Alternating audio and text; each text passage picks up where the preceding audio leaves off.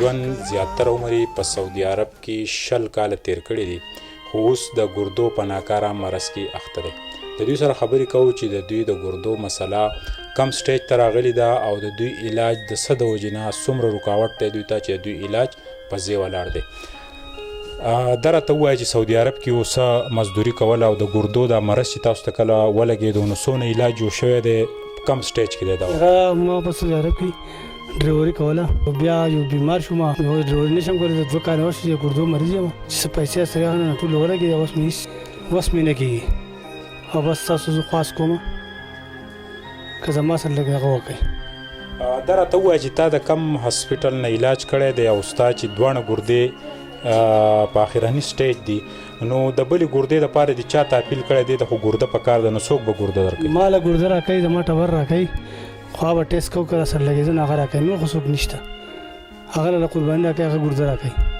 نو که د هغې نه لګي او بیا د رور لګي یا د مور و پلار لګي یا د خور لګي نو به نه درکوي؟ نه، نور څوک نه راکوي ګردې، نور هېڅ څوک هم نه راکوي. د 2 کالو لګي یم خو څوک ګرده نه راکوي. دغه ټبر مې دغه شوي ده، هغه قرباني کوي. اوس په زو ډاکټر له چې هغه ته څه وایي. نو تا خپلې کور والا ته څنګه مطمئنه کړه چې هغه ګرده تاسو؟ دا چې موږ لاړو بیمار وم، 3 ورځې داخل وم په لرې کې، دوره راغلې وه، دوره راغلې بیا رالو، چې بیا یې مور پلار راغله، هغوی وایي چې بس توله ورکړه، هغې وایي چې بس صحیح ده. څونه د علاج ستا رکاوټ د څه نه دی؟ څونه مالي؟ پیسو نه دی، زو ډاکټر ته خبره دا کوو چې څو غواړي، خو هغه وایي چې 100% ستا ګرده صحیح لګي، ته به صحیح شي انشاءالله. دا راته ووایه چې کم په منګلور کې کم هاسپیټل روغ دی، په هغې کې فری علاج کېږي، نو تاسو هلته تللي؟ هغې ته هم تللي وو، په هغې کې سامان خپل اخیستی، کله خپل یا کله سرکار ورکوي. په یو واش باندې 15,000 روپۍ راځي. نو تا ته څه احساس وشو چې کله ستا خپل نږدې کم خلک دي ستا سره چې چا بلډ ریلیشن دی،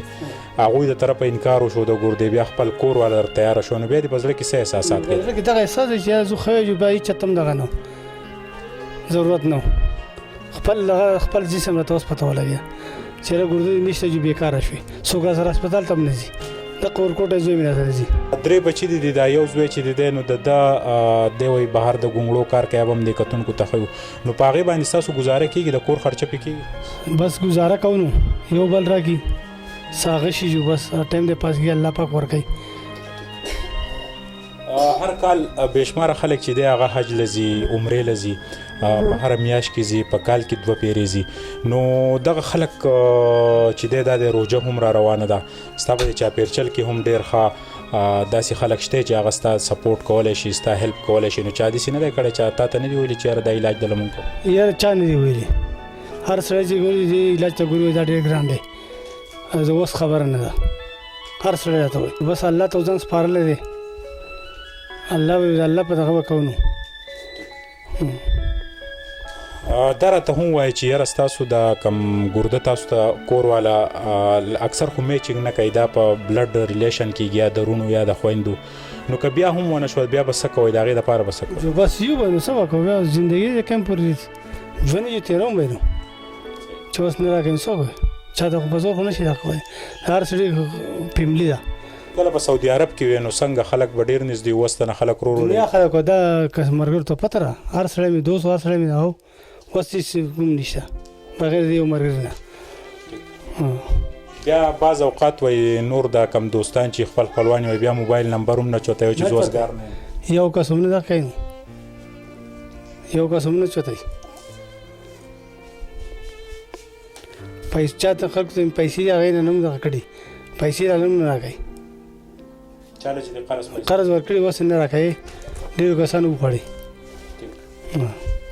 سعودي عرب نه چې به کله رالي خپل کلي ته نو خلکو به ورته ګلدادا سپین دادا وي، اوس په دې کې څه اثر راغلی چینج شوي دي؟ بد دوا یې راته وي، اوس بس کله اواز کړی کله نه دی کړی، اوس خو ډېر پکې وایي یاره مړ ښه دی.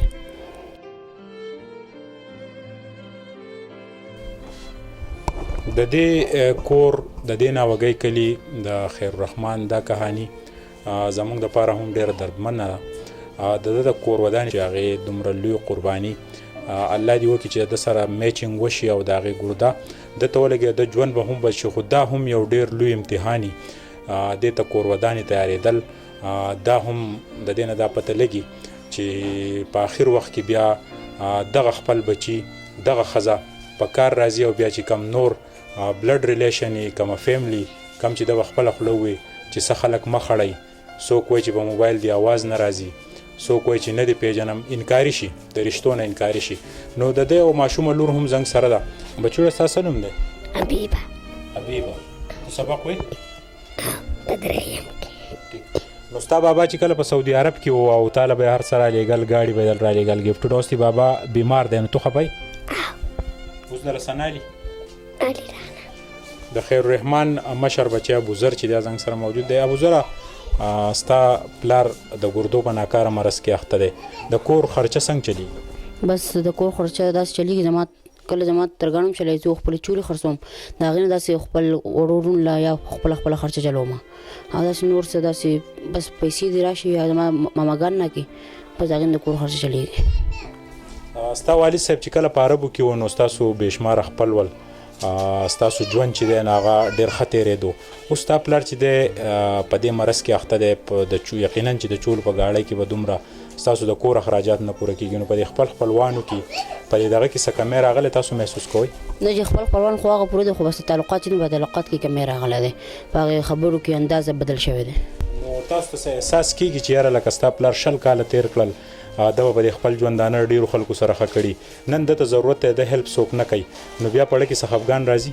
بس خفګان دا دی چې زما پلار خو ډېرو خلکو مدد کړی خو چې نن هغه خلکو د مدد کړی نو ما ته به د خپل باندې فخر محسوسېدو خو اوس هغه زه هغه خپل فخر هم نشم په دې خپل کولی شرم راځي لکه چې دا خلکو زما پلار څه کولو دا خلکو سره څه کوي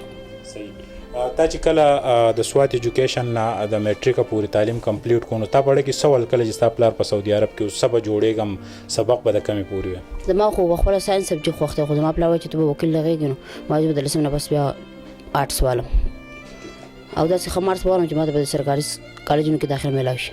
صحیح نو نن سبا په دې لایف سټایل کې لږ دغه راغلی دی مجبوریانې راغلي دي نو چېرې دا خبره خو ځان ته نه ده ودرولې دغه محنت چې دی دا جاري ساتئ او بس زه وایم چې که چېرې زما وس لکه په ماشومتوب زما تېر شو خو زما کوم ورور خور چې هغه زه یم چې دوه پارټي نو دا کوم چې تو دا خوشحالي میلاو شي نه خپله مزولو سره وګرځي کرکټ وکړي فوټبال وکړي وغیره وغیره نو ستا ژوند خو هم چې دی نو هغې کې به هم تا دا سوچ کوو چې یاره زه به د خپل ژوند نه خوندونه علمه ټیویشن به کوم سبق به ویم نو د سکول د راتلو سره تو چې دی نو یو ګاډۍ ته ودرېږي او د ماښام پورې دغه ګاډۍ مزدوري کوي نو دا وخت باندې بېشماره خلک دا شته چې هغوی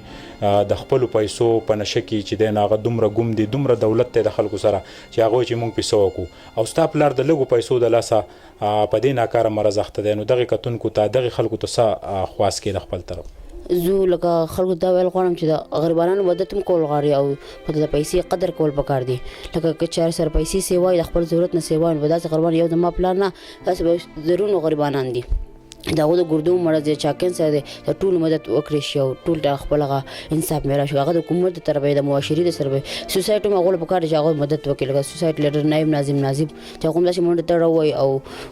صحت کارت ولکه چا صحت کارت نه نو علاج ورته پرې وکړی شي یا چاته داسې یوازې ما پلار نه دی په کډني هسپتال کې په زرونو کسان د ګردو بیماران دي ټول غریب نه غریب راځي او خپل فریاد کوي او واش کوي او ځي نه د صحت کارت زموږ نه دی شوی نه موږ دا وګورو چې یو طرف ته د دې تحریک انصاف حکومت چې صحت کارت ستا والد صاحب ته ډېر زیات ضرورت دی د داسې خلکو سره کور پراته دي چې هغوی ته ضرورت هم نشته نو دې ټایم کې بیا